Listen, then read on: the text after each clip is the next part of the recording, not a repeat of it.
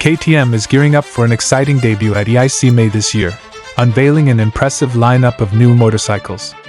Among them, the highly anticipated 1390 Super Adventure S Evo is set to launch on October 22nd, followed closely by the 1390 Super Adventure S on October 24th. The KTM 1390 Super Adventure has already been spotted undergoing testing, showcasing its bold, muscular design.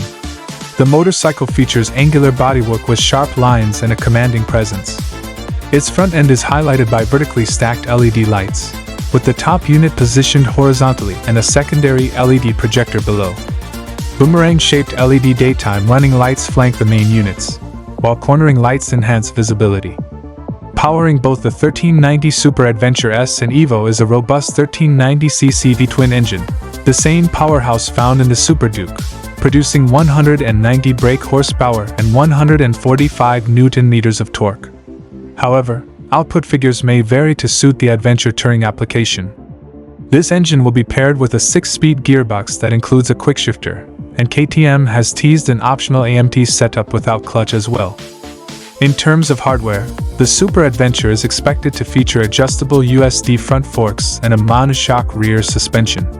Braking duties will be handled by dual front discs and a single rear disc, all mounted on 17-inch wheels equipped with road-oriented tires. The motorcycle will also come loaded with advanced electronics, including multiple ride modes, ABS options, traction control, and a Bosch radar system for cruise control and lane detection. With its blend of performance and cutting-edge technology, the KTM 1390 Super Adventure promises to make a significant impact in the adventure motorcycle segment.